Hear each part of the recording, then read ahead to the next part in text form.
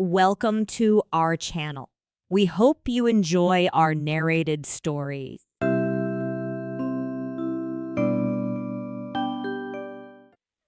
For he is not a man as I am, that we should come together. Neither is there any that might lay his hand upon us both. Let him, therefore, take his rod away from me, and let not his fear terrify me. There exists, at this moment, in good preservation, a remarkable work of Schalken's. The curious management of its lights constitutes, as usual in his pieces, the chief apparent merit of the picture. I say apparent, for in its subject, and not in its handling, however exquisite, consists its real value. The picture represents the interior of what might be a chamber in some antique religious building, and its foreground is occupied by a female figure in a species of white robe, part of which is arranged so as to form a veil. The dress, however, is not that of any religious order. In her hand the figure bears a lamp, by which alone her figure and face are illuminated, and her features wear such an arch smile as well becomes a pretty woman when practicing some prankish roguery. In the background, and, excepting where the dim red light of an expiring fire serves to define the form, in total shadow, stands the figure of a man dressed in the old Flemish fashion, in an attitude of alarm, his hand being placed upon the hilt of his sword, which he appears to be in the act of drawing. There are some pictures which impress one, I know not how, with a conviction that they represent not the mere ideal shapes and combinations which have floated through the imagination of the artist, but scenes, faces, and situations which have actually existed. There is in that strange picture something that stamps it as the representation of a reality, and such in truth it is, for it faithfully records a remarkable and mysterious occurrence, and perpetuates in the face of the female figure, which occupies the most prominent place in the design, an accurate portrait of Rose Velderkaust, the niece of Gerard Dow, the first and, I believe, the only love of Godfrey Schalken. My great-grandfather knew the painter well, and from Schalken himself he learned the fearful story of the painting, and from him too he ultimately received the picture itself as a bequest. Story and the picture have become heirlooms in my family, and having described the latter, I shall, if you please, attempt to relate the tradition which has descended with the canvas. There are few forms on which the mantle of romance hangs more ungracefully than upon that of the uncouth Schalken, the boorish but most cunning worker in oils, whose pieces delight the critics of our day almost as much as his manners disgusted the refined of his own. And yet this man, so rude, so dogged, so slovenly, in the midst of his celebrity, had in his obscure but happier days played the hero in a wild romance of mystery and passion. When Schalken studied under the immortal Gerard Dow, he was a very young man, and in spite of his phlegmatic temperament, he at once fell, over head and ears in love with the beautiful niece of his wealthy master. Rose Velderkaus was still younger than he, having not yet attained her 17th year, and, if tradition speaks truth, possessed all the soft and dimpling charms of the fair, light-haired Flemish maidens. The young painter loved honestly and fervently. His frank adoration was rewarded. He declared his love, and extracted a faltering confession in return. He was the happiest and proudest painter in all Christendom. But there was somewhat to dash his elation. He was poor and undistinguished. He dared not ask old Gerard for the hand of his sweet ward. He must first win a reputation and a competence. There were, therefore, many dread uncertainties and cold days before him. He had to fight his way against sore odds, but he had won the heart of dear Rose Velderkaust, and that was half the battle. It is needless to say his exertions were redoubled, and his lasting celebrity proves that his industry was not unrewarded by success. These ardent labors, and worse still, the hopes that elevated and beguiled them, were, however, destined to experience a sudden interruption of a character so strange and mysterious as to baffle all inquiry and to throw over the events themselves a shadow of preternatural horror. Shulkin had one evening outstayed all his fellow pupils, and still pursued his work in the deserted room. As the daylight was fast falling, he laid aside his colors and applied himself to the completion of a sketch in which he had expressed extraordinary pains. It was a religious composition, and represented the temptations of a pot-bellied Saint Anthony.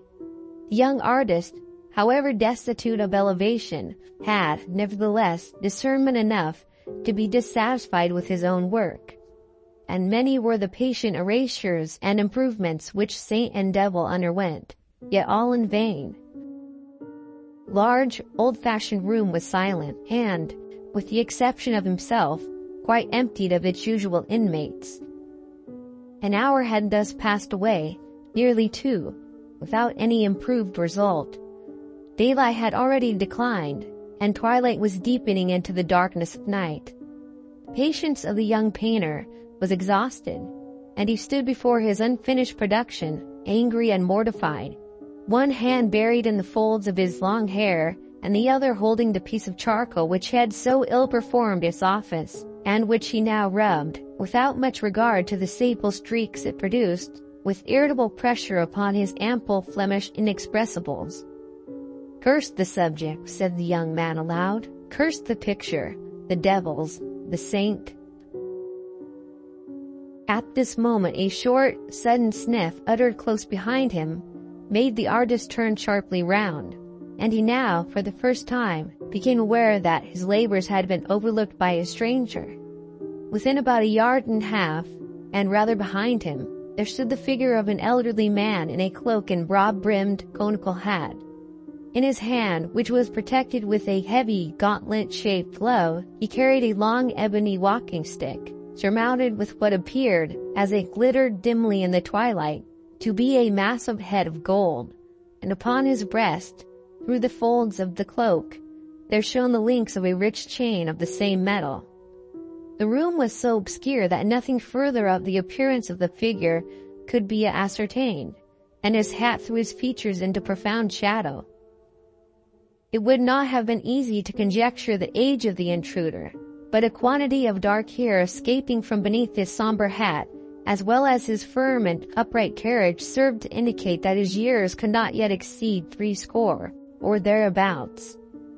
There was an air of gravity and importance about the garb of the person, and something indescribably odd, I might say awful, in the perfect, stone-like stillness of the figure, that effectually checked the testy comment which had at once risen to the lips of the irritated artist.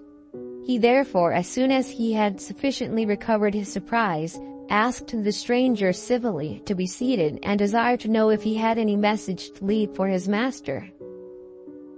"Tell Gerard Dow," said the unknown, without altering his attitude in the smallest degree, "that Mynheer Vanderhausen of Rotterdam desires to speak with him on tomorrow evening at this hour, and if he please, in this room, upon matters of weight, that is all." The stranger, having finished this message, turned abruptly, and, with a quick but silent step, quitted the room, before Shulkin had time to say a word in reply. The young man felt a curiosity to see in what direction the burgher of Rotterdam would turn, on quitting the studio, and for that purpose he went directly to the window which commanded the door. A lobby of considerable extent intervened between the inner door of the painter's room and the street entrance, so that Shulkin occupied the post of observation before the old man could possibly have reached the street. He watched in vain, however. There was no other mode of exit. Had the queer old man vanished, or was he lurking about the recesses of the lobby for some sinister purpose?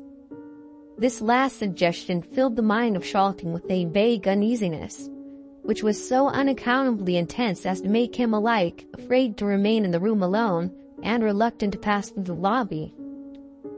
However, with an effort which appeared very disproportioned to the occasion, he summoned resolution to leave the room, and, having locked the door and thrust the key in his pocket, without looking to the right or left, he traversed the passage which had so recently, perhaps still, contained the person of his mysterious visitant, scarcely venturing to breathe till he had arrived in the open street.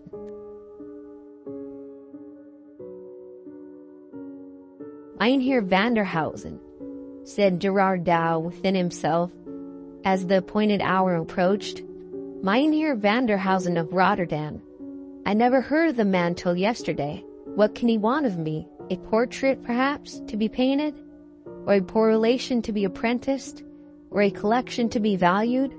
Or, pshaw, there's no one in Rotterdam to leave me a legacy. Well, whatever the business may be, we shall soon know it all." It was now the close of day, and again every easel, except that of Schalken, was deserted. Gerard Dow was pacing the apartment with the restless step of impatient expectation, sometimes pausing to glance over the work of one of his absent pupils, but more frequently placing himself at the window, from whence he might observe the passengers who threaded the obscure by-street in which his studio was placed. "Said you not, Godfrey," exclaimed Dow, after a long and fruitful gaze from his post of observation, and turning to Schalken, "that the hour he appointed was about 7 by the clock of the Stadthouse?" "It had just tolled 7 when I first saw him, sir," answered the student. "The hour is close at hand, then," said the master, consulting a horologe as large and as round as an orange. "Mynheer Vanderhausen from Rotterdam. Is it not so?" "Such was the name." "And an elderly man, richly clad?" pursued Dow musingly. "As well as I might see," replied his pupil. "He could not be young, nor yet very old neither, and his dress was rich and grave, as might become a citizen of wealth and consideration." At this moment the sonorous boom of the Stadthouse clock told, stroke after stroke, the hour of 7. The eyes of both master and student were directed to the door, and it was not until the last peal of the bell had ceased to vibrate that Dow exclaimed, So, we shall have his worship presently, that is, if he means to keep his hour. If not, you may wait for him, Godfrey, if you court his acquaintance. But what, after all, if it should prove but a mummery got up by Van Karp, or some such wag? I wish you had run all risks, and cudgeled the old burgomaster soundly. I'd wager a dozen Rhenish his worship would have unmasked and pleaded old acquaintance in a trice. "Here he comes, sir," said Schalken, in a low monitory tone. And instantly, upon turning towards the door, Gerard Dow observed the same figure which had, on the day before, so unexpectedly greeted his pupil Schalken. There was something in the air of the figure which at once satisfied the painter that there was no masquerading in the case, and that he really stood in the presence of a man of worship. And so, without hesitation, he doffed his cap, and courteously saluting the stranger, requested him to be seated. The visitor waved his hand slightly, as if in acknowledgment of the courtesy, but remained standing. "I have the honor to see Mynheer Vanderhausen of Rotterdam," said Gerard Dow. "The same," was the laconic reply of his visitor. "I understand your worship desires to speak with me," continued Dow, "and I am here by appointment to wait your commands." "Is that a man of trust?" said Vanderhausen, turning toward Schalken, who stood at a little distance behind his master. "Certainly," replied Gerard. "Then let him take this box, and get the nearest jeweler or goldsmith to value its contents, and let him return hither with a certificate of the valuation." At the same time he placed a small case about 9 inches square in the hands of Gerard Dow, who was as much amazed at its weight as at the strange abruptness with which it was handed to him. In accordance with the wishes of the stranger, he delivered it into the hands of Schalken, and repeating his direction, dispatched him upon the mission. Schalken disposed his precious charge securely beneath the folds of his cloak, and rapidly traversing 2 or 3 narrow streets, he stopped at a corner house, the lower part of which was then occupied by the shop of a Jewish goldsmith. He entered the shop, and calling the little Hebrew into the obscurity of its back recesses, he proceeded to lay before him Vanderhausen's casket. On being examined by the light of a lamp, It appeared entirely cased with lead, the outer surface of which was much scraped and soiled, and nearly white with age. This having been partially removed, there appeared beneath a box of some hard wood, which also they forced open, and after the removal of 2 or 3 folds of linen, they discovered its contents to be a mass of golden ingots, closely packed, and as the Jew declared, of the most perfect quality. Every ingot underwent the scrutiny of the little Jew, who seemed to feel an Epicurean delight in touching and testing these morsels of the glorious metal, and each one of them was replaced in its berth with the exclamation, "Mein Gott! How very perfect! Not one grain of alloy! Beautiful! Beautiful!" The task was at length finished, and the Jew certified under his hand the value of the ingots submitted to his examination to amount to many thousand Rix-dollars. With the desired document in his pocket, and the rich box of gold carefully pressed under his arm and concealed by his cloak, he retraced his way, and entering the studio, found his master and the stranger in close conference. Dalkin had no sooner left the room, in order to execute the commission he had taken in charge, than Vanderhausen addressed Gerard Dow in the following terms. "I cannot tarry with you tonight more than a few minutes, and so I shall shortly tell you the matter upon which I come. You visited the town of Rotterdam some 4 months ago, and then I saw in the church of St. Lawrence your niece, Rose Velderkhaus. I desire to marry her, and if I satisfy you that I am wealthier than any husband you can dream of for her, I expect that you will forward my suit with your authority. If you approve my proposal, you must close with it here and now, for I cannot wait for calculations and delays." Gerard Dow was hugely astonished by the nature of Mynheer Vanderhausen's communication, but he did not venture to express surprise, for besides the motives supplied by prudence and politeness, the painter experienced a kind of chill and oppression like that which is said to intervene when one is placed in unconscious proximity with the object of a natural antipathy, an undefined but overpowering sensation, while standing in the presence of the eccentric stranger, which made him very unwilling to say anything which might reasonably offend him. "I have no doubt," said Gerard, after 2 or 3 prefatory hems, "that the alliance which you propose will prove alike advantageous and honorable to my niece, but you must be aware that she has a will of her own, and may not acquiesce in what we may design for her advantage." "Do not seek to deceive me, Sir Painter," said Vanderhausen. "You are her guardian, she is your ward. She is mine if you like to make her so." The man of Rotterdam moved forward a little as he spoke, and Gerard Dow, he scarcely knew why, inwardly prayed for the speedy return of Schalken. "I desire," said the mysterious gentleman, "to place in your hands at once an evidence of my wealth, and a security for my liberal dealing with your niece. The lad will return in a minute or two with a sum in value 5 times the fortune which she has a right to expect from her husband. This shall lie in your hands, together with her dowry, and you may apply the united sum as suits her interest best. It shall be all exclusively hers while she lives. Is that liberal?" Dow assented, and inwardly acknowledged that fortune had been extraordinarily kind to his niece. The stranger, he thought, must be both wealthy and generous, and such an offer was not to be despised, though made by a humorist, and one of no very prepossessing presence. Rose had not very high pretensions, for she had but a modest dowry, which she owed entirely to the generosity of her uncle. Neither had she had any right to raise exceptions on the score of birth, for her own origin was far from splendid. And as the other objections, Gerard resolved, and indeed, by the usages of the time, was warranted in resolving not to listen to them for a moment. "Sir," said he, addressing the stranger, "your offer is liberal, and whatever hesitation I may feel in closing with it immediately, arises solely from my not having the honor of knowing anything of your family or station. Upon these points you can, of course, satisfy me without difficulty. As to my respectability, said the stranger dryly, you must take that for granted at present. Pester me with no inquiries.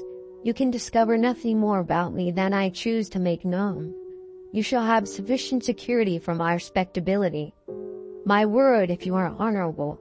If you are sordid, my gold. A testy old gentleman, thought Tao. He must have his own way, but, all things considered, I am not justified to declining his offer. I will not pledge myself unnecessarily, however. You will not pledge yourself unnecessarily, said Vanderhausen, strangely uttering the very words which had just floated through the mind of his companion. But you will do so if it is necessary, I presume, and I will show you that I consider it indispensable. If the gold I mean to leave in your hands satisfy you, and if you don't wish my proposal to be at once withdrawn, you must, before I leave this room, write your name to this engagement. Having thus spoken, he placed a paper in the hands of the master, the contents of which expressed an engagement entered into by Gerard Dow to give to Wilken Vanderhausen of Rotterdam, in marriage, Rose Felderkaus, and so forth, within 1 week of the date thereof. While the painter was employed in reading this covenant, by the light of a twinkling oil lamp in the far wall of the room, Schalken, as we have stated, entered the studio, and having delivered the box and the valuation of the Jew into the hands of the stranger, he was about to retire, when Vanderhausen called to him to wait, and, presenting the case and the certificate to Gerard Dow, he paused in silence until he had satisfied himself, by an inspection of both, respecting the value of the pledge left in his hands. At length he said, "Are you content?" Painter said he would fain have another day to consider. "Not an hour," said the suitor apathetically. "Well then," said Dow with a sore effort, "I am content. It is a bargain." "Then sign at once," said Vanderhausen, "for I am weary." At the same time he produced a small case of writing materials, and Gerard signed the important document. "Let this youth witness the covenant," said the old man. And Godfrey Schalken unconsciously attested the instrument which forever bereft him of his dear Rose Felderkaus. The compact being thus completed, the strange visitor folded up the paper and stowed it safely in an inner pocket. "I will visit you tomorrow night at 9 o'clock at your own house, Gerard Dow, and will see the object of our contract." And so saying, Wilken Vanderhausen moved stiffly but rapidly out of the room. Schalken, eager to resolve his doubts, had placed himself by the window in order to watch the street entrance. But the experiment served only to support his suspicions, for the old man did not issue from the door. This was very strange, odd, nay, fearful. He and his master returned together, and talked but little on the way, for each had his own subjects of reflection, of anxiety, and of hope. Schalken, however, did not know the ruin which menaced his dearest projects. Gerard Dow knew nothing of the attachment which had sprung up between his pupil and his niece, and even if he had, it is doubtful whether he would have regarded its existence as any serious obstruction to the wishes of Mynheer Vanderhausen. Marriages were then and there matters of traffic and calculation, and it would have appeared as absurd in the eyes of the guardian to make a mutual attachment an essential element in a contract of the sort, as it would have been to draw up his bonds and receipts in the language of romance. The painter, however, did not communicate to his niece the important step which he had taken in her behalf, a forbearance caused not by any anticipated opposition on her part, but solely by a ludicrous consciousness that if she were to ask him for a description of her destined bridegroom, he would be forced to confess that he had not once seen his face, and if called upon, would find it absolutely impossible to identify him. On the next day, Gerard Dow, after dinner, called his niece to him, and having scanned her person with an air of satisfaction, he took her hand, and looking upon her pretty innocent face with a smile of kindness, he said, "Rose, my girl, that face of yours will make your fortune." Rose blushed and smiled. Such faces and such tempers seldom go together, and when they do, the compound is a love charm few heads or hearts can resist. Trust me, you will soon be a bride, girl. But this is trifling, and I am pressed for time, so make ready the large room by 8 o'clock tonight, and give directions for supper at 9. I expect a friend, and observe me, child, do you trip yourself out handsomely. I will not have him think us poor or sluttish." With these words he left her, and took his way to the room in which his pupils worked. When the evening closed in, Gerard called Schalken, who was about to take his departure to his own obscure and comfortless lodgings, and asked him to come home and sup with Rose and Vanderhausen. The invitation was, of course, accepted, and Gerard Dow and his pupil soon found themselves in the handsome and, even then, antique chamber which had been prepared for the reception of the stranger. A cheerful wood fire blazed in the hearth, a little at one side of which an old-fashioned table, which shone in the firelight like burnished gold, was awaiting the supper, for which preparations were going forward. And ranged with exact regularity stood the tall-backed chairs, whose ungracefulness was more than compensated by their comfort. The little party, consisting of Rose, her uncle, and the artist, awaited the arrival of the expected visitor with considerable impatience. 9 o'clock at length came, and with it a summons at the street door, which being speedily answered, was followed by a slow and emphatic tread upon the staircase.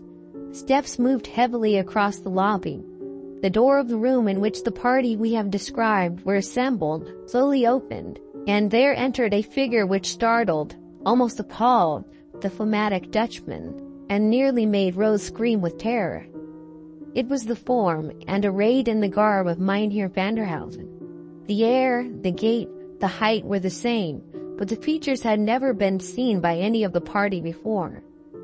The stranger stopped at the door of the room, and displayed his form and face completely.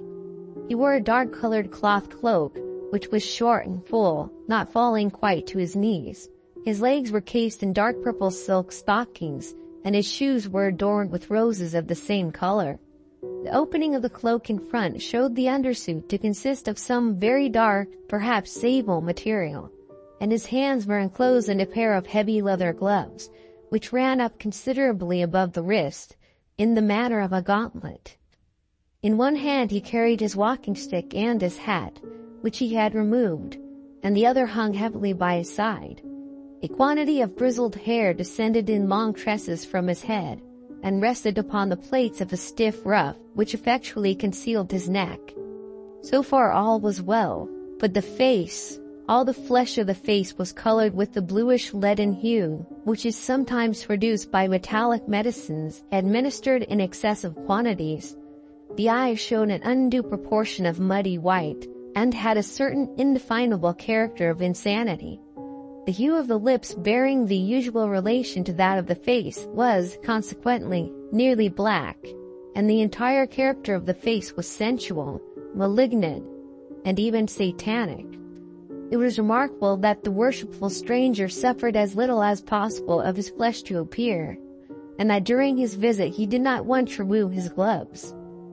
Having stood for some moments at the door, Gerard Dow at length found breath and collectedness to bid him welcome, and with a mute inclination of the head, the stranger stepped forward into the room. There was something indescribably odd, even horrible, about all his motions, something undefinable, that was unnatural, unhuman.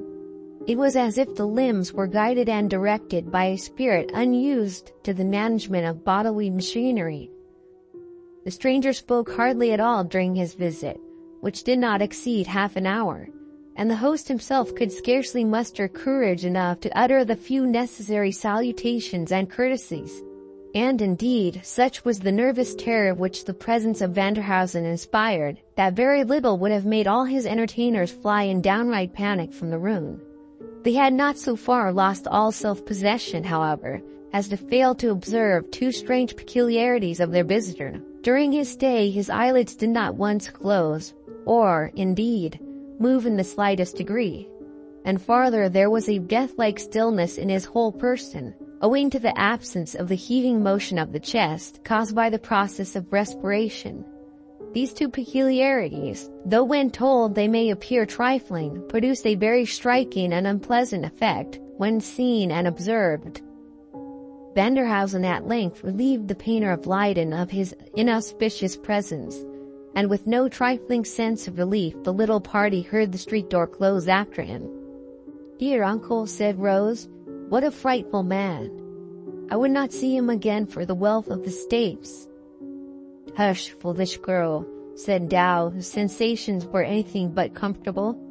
"A man may be as ugly as the devil, and yet, if his heart and actions are good, he is worth all the pretty-faced perfumed puppies that walk the mall. Rose, my girl, it is very true he has not thy pretty face, but I know him to be wealthy and liberal. And were he 10 times more ugly, these two virtues would be enough to counterbalance all his deformity, and if not sufficient actually to alter the shape and hue of his features, at least enough to prevent one thinking them so much amiss."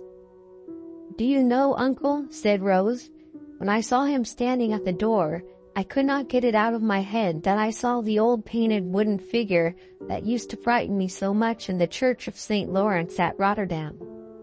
Gerard laughed, though he could not help inwardly acknowledging the justness of the comparison.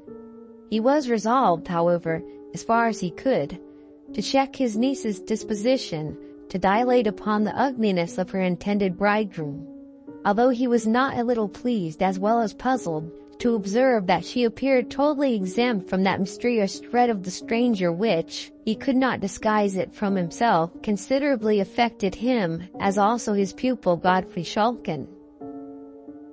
Early on the next day there arrived from various quarters of the town rich presents of silks, velvets, jewelry, and so forth for Rose, and also a packet directed to Gerard Dow, which on being opened was found to contain a contract of marriage formally drawn up between Wilken Vanderhausen of the Boom Quay in Rotterdam and Rose Velderkaust of Leyden, niece to Gerard Dow, master in the art of painting, also of the same city, and containing engagements on the part of Vanderhausen to make settlements upon his bride far more splendid than he had before led her guardian to believe likely, and which were to be secured to her use in the most unexceptionable manner possible, the money being placed in the hand of Gerard Dow himself. I have no sentimental scenes to describe, no cruelty of guardians, no magnanimity of words, no agonies or transport of lovers. The record I have to make is one of sordidness, levity, and heartlessness.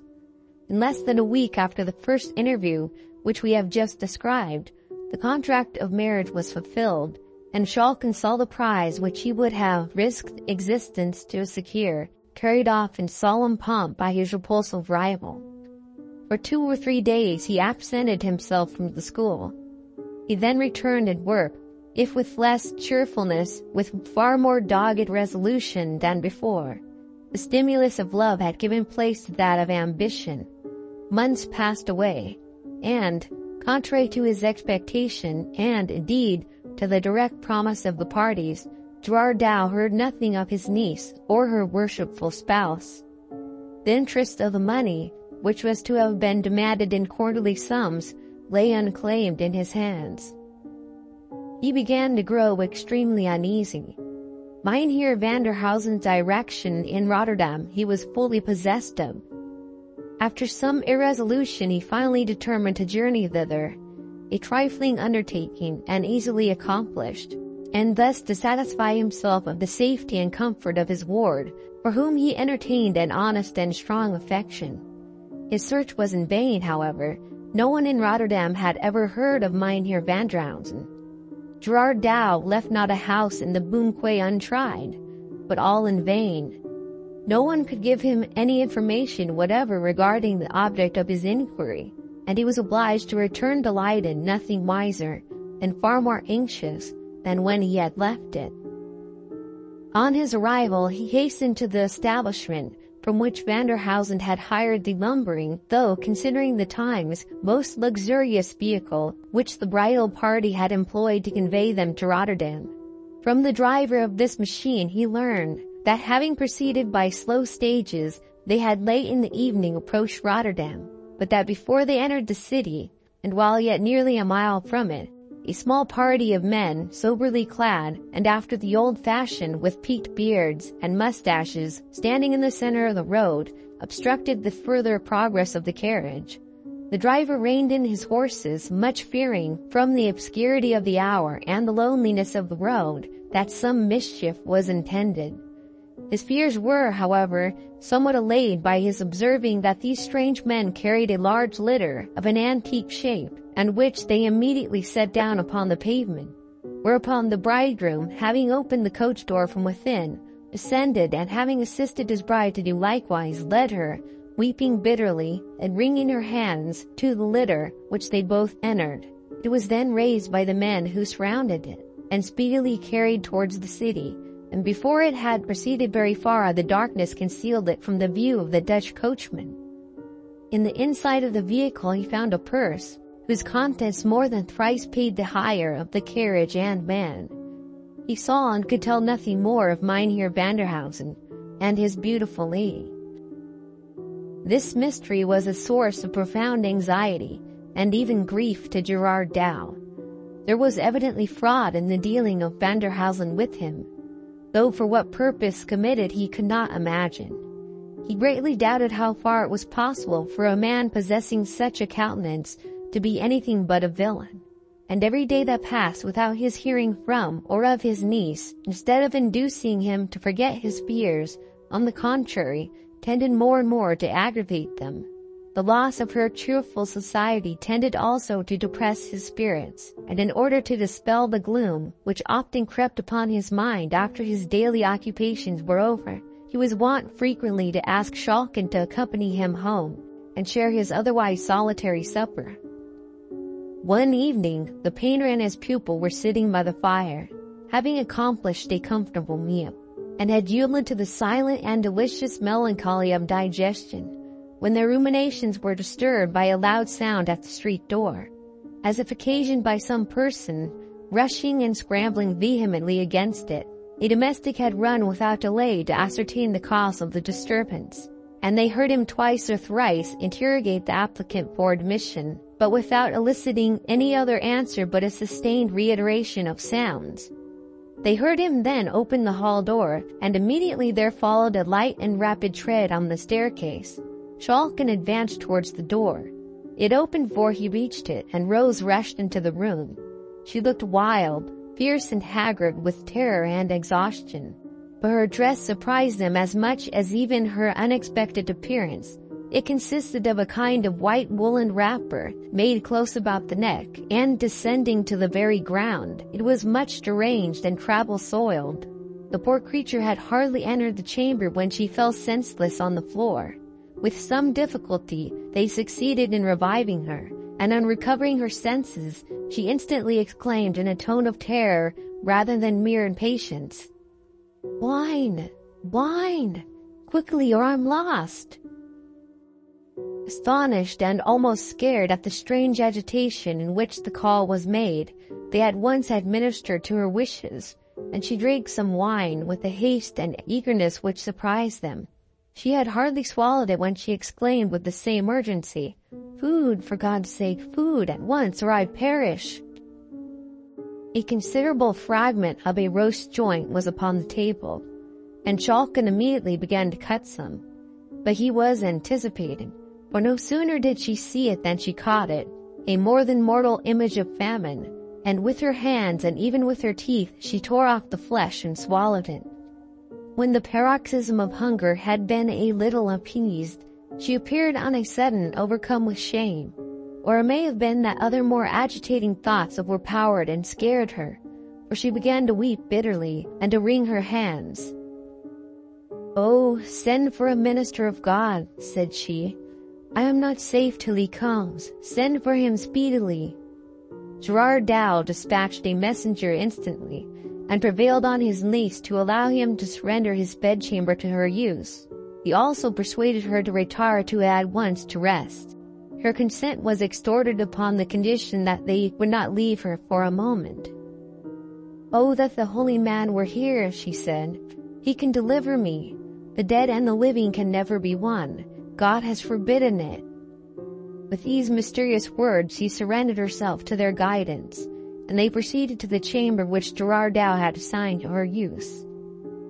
Do not leave me for a moment," said she. "I am lost forever if you do."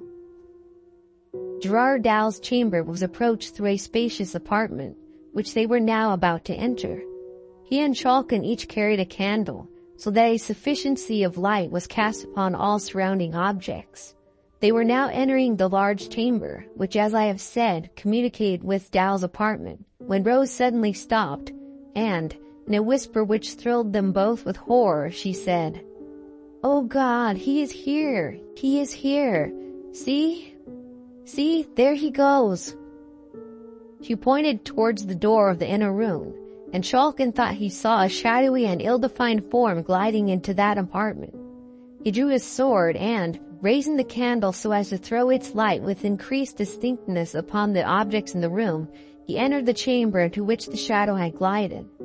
No figure was there, nothing but the furniture which belonged to the room, and yet he could not be deceived as to the fact that something had moved before them into the chamber. A sickening dread came upon him, and the cold perspiration broke out in heavy drops upon his forehead. Nor was he more composed when he heard the increased urgency and agony of entreaty with which Rose implored them not to leave her for a moment. "I saw him," said she. "He's here. I cannot be deceived. I know him. He's by me. He is with me. He's in the room. Then, for God's sake, as you would save me, do not stir from beside me." They at length prevailed upon her to lie down upon the bed, where she continued to urge them to stay by her. She frequently uttered incoherent sentences, repeating again and again, "The dead and the living cannot be one. God has forbidden it." And then again, "Rest to the wakeful, sleep to the sleepwalkers." These and such mysterious and broken sentences she continued to utter until the clergyman arrived. Gerard Dow began to fear, naturally enough, that terror or ill treatment had unsettled the poor girl's intellect, and he half suspected, by the suddenness of her appearance, the unseasonableness of the hour, and above all, from the wildness and terror of her manner, that she had made her escape from some place of confinement for lunatics, and was in imminent fear of pursuit.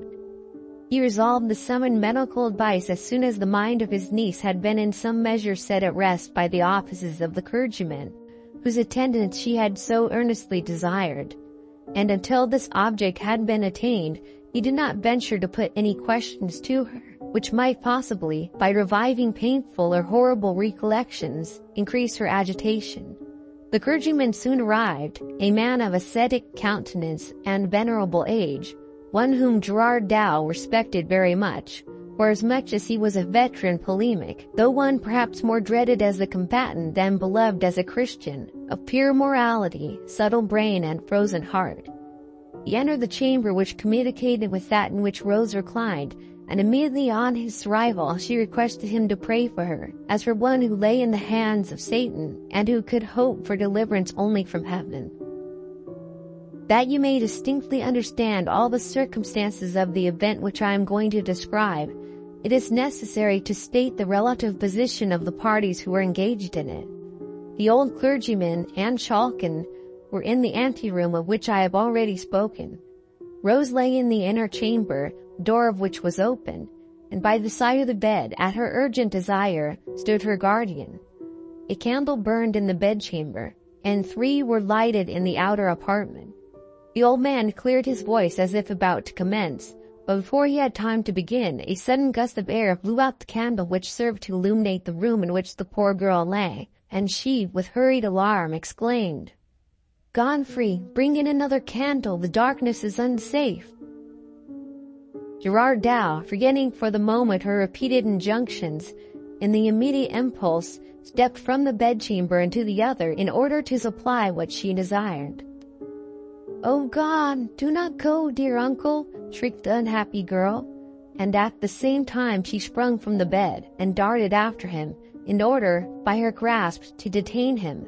But the warning came too late, for scarcely had he passed the threshold, and hardly had his niece had time to utter the startling exclamation, when the door which divided the two rooms closed violently after him, as if swung by a strong blast of wind.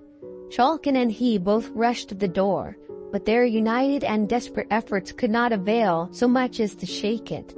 Shriek after shriek burst from the inner chamber with all the piercing loudness of despairing terror. Shulkin and Doubt plied every nerve to force upon the door, but all in vain.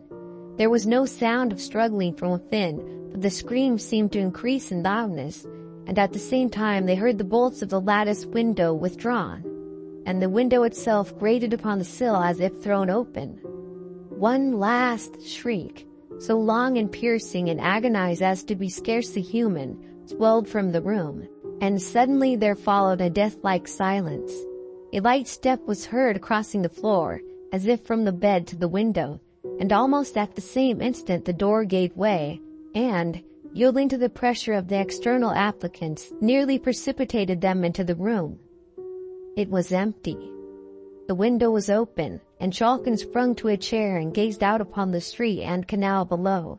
He saw no form, but he saw, or thought he saw, the waters of the broad canal beneath settling ring after ring in heavy circles, as if a moment before disturbed by the submission of some ponderous body. No trace of Rose was ever after found, nor was anything certain respecting her mysterious wooer discovered or even suspected. No clue whereby to trace the intricacies of the labyrinth and to arrive at its solution presented itself.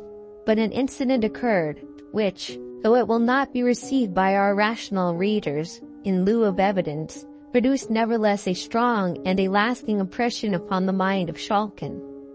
Many years after the events which we have detailed, Shulkin, then residing far away, received an intimation of his father's death and of his intended burial upon a fixed day in the church of Rotterdam.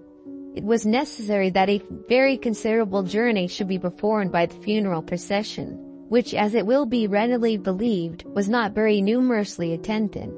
Shulkin with difficulty arrived in Rotterdam late in the day upon which the funeral was appointed to take place. It had not then arrived. Evening closed in, and still it did not appear. Shulkin strolled down to the church. He found it open. Notice of the arrival of the funeral had been given, and the vault in which the body was to be laid had been opened.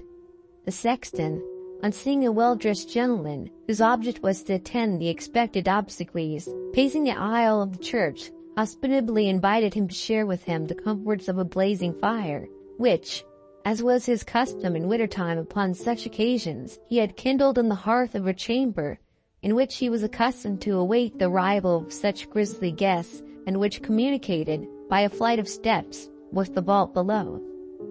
In this chamber, Shulkin and his entertainer seated themselves, and the sexton, after some fruitless attempts to engage his guest in conversation, was obliged to apply himself to his tobacco pipe and can, to solace his solitude. In spite of his grief and cares, the fatigues of a rapid journey of nearly 40 hours gradually overcame the mind and body of Godfrey Shulkin, and he sank into a deep sleep, from which he awakened by someone's shaking him gently by the shoulder. He first thought that the old sexton had called him, but he was no longer in the room. He roused himself, and as soon as he could clearly see what was around him, he perceived a female form, clothed in a kind of light robe of white, part of which was so disposed as to form a veil, and in her hand she carried a lamp. She was moving rather away from him, in the direction of the flight of steps which conducted towards the vaults. Shulkin felt a vague alarm at the sight of this figure, and at the same time an irresistible impulse to follow its guidance. He followed it towards the vaults, but when it reached the head of the stairs he paused. The figure paused also, and, turning gently round, displayed, by the light of the lamp it carried, the face and features of his first love, Rose Velderkaust. There was nothing horrible, or even sad, in the countenance. On the contrary, it wore the same arch smile which used to enchant the artist long before in his happy days. A feeling of awe and interest, too intense to be resisted, prompted him to follow the spectre, if spectre it were. She descended the stairs, he followed, and turning to the left, through a narrow passage, she led him, to his infinite surprise, into what appeared to be an old-fashioned Dutch apartment, such as the pictures of Gerard Dow have served to immortalize. Abundance of costly antique furniture was disposed about the room, and in one corner stood a four-post bed, with heavy black cloth curtains around it. The figure frequently turned towards him with the same arch smile, and when she came to the side of the bed, she drew the curtains, and, by the light of the lamp which she held towards its contents, she disclosed to the horror-stricken painter, sitting bolt upright in the bed, the livid and demoniac form of Vanderhausen. Schalken had hardly seen him when he fell senseless upon the floor, where he lay until discovered on the next morning by persons employed in closing the passages into the vaults. He was lying in a cell of considerable size, which had not been disturbed for a long time, and he had fallen beside a large coffin, which was supported upon small pillars, a security against the attacks of vermin. To his dying day Schalken was satisfied of the reality of the vision which he had witnessed, and he has left behind him a curious evidence of the impression which it wrought upon his fancy, in a painting executed shortly after the event I have narrated, and which is valuable as exhibiting not only the peculiarities which have made Schalken's pictures sought after, but even more so, as presenting a portrait of his early love, Rose Velderkaust, whose mysterious fate must always remain matter of speculation.